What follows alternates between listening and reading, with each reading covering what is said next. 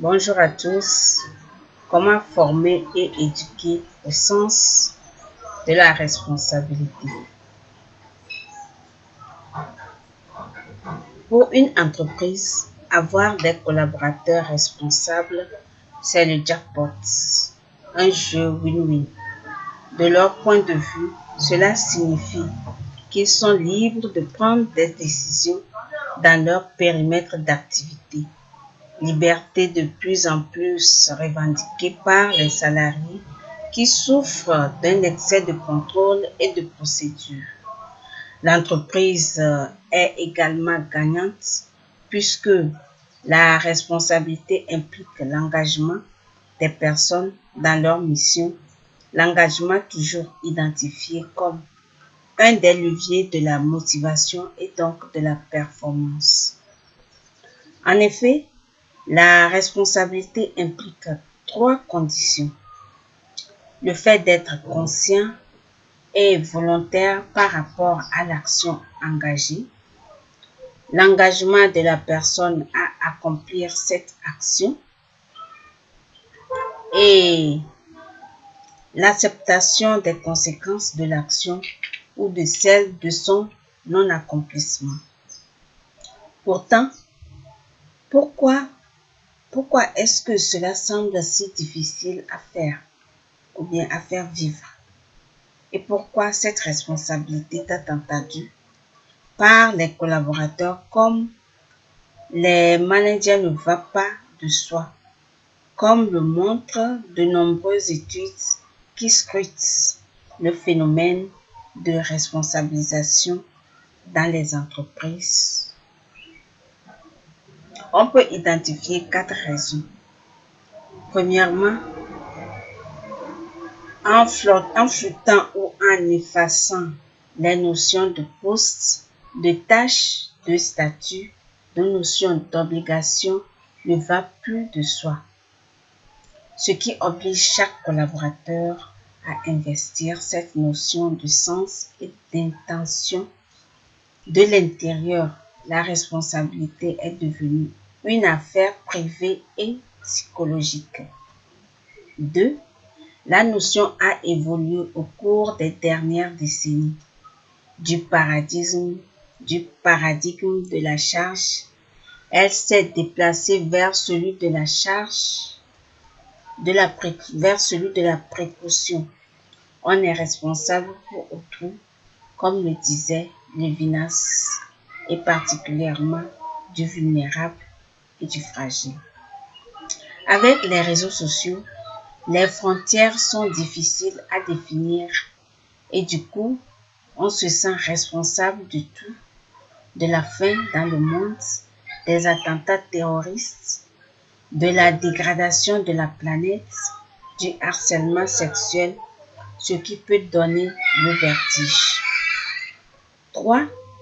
Avec la prise en charge grandissante par l'État et les entreprises, les tâches liées à la responsabilité, celles des individus,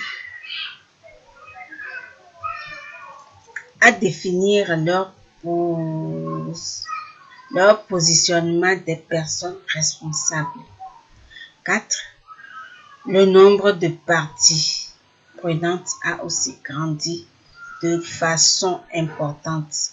Les salariés, les fournisseurs, les clients, les médias sont éligibles à l'évaluation des actes d'une organisation et ou de ses membres. Il est donc de plus en plus difficile de répondre aux questions. Responsable de quoi? De qui? Responsable pourquoi? Responsable devant qui? Car ces questions renvoient alors à la difficulté d'être soi, de savoir quelles sont les valeurs ultimes, d'identifier ce qu'on attend de nous, ce qui crée du doute, de l'insatisfaction, de la désorientation et de la souffrance. La responsabilité ne se décrète pas, elle s'éduque. Et une observation de pratique réussie dans certaines entreprises permet de tirer quelques enseignements de ce qu'il faut mettre en place. Installer des espaces délibératifs, pas seulement la machine à café. Créer un principe de dégradation formalisé avec une réflexion sur ce qui peut être, mais aussi l'identification de domaines réservés aux experts ou aux managers.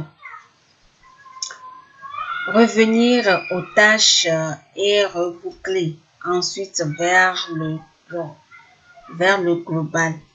Comment traduit-on la satisfaction client? L'expérience consommateur, une chambre accueillante, préserver la dignité d'un malade, apprendre à anticiper le contrôle avec une évaluation interne, développer la réflexivité, permettre de reboucler avec le redoubler ou bien le reboucler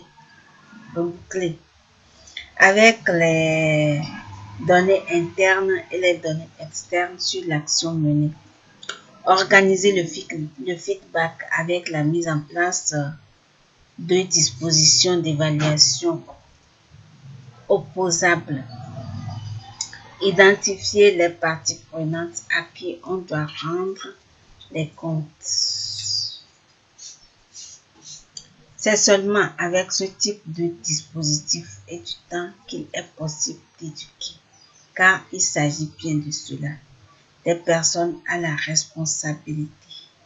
Sinon, la clé magique risque de devenir de la poudre de perlimpinpin. On se dit merci et à bientôt.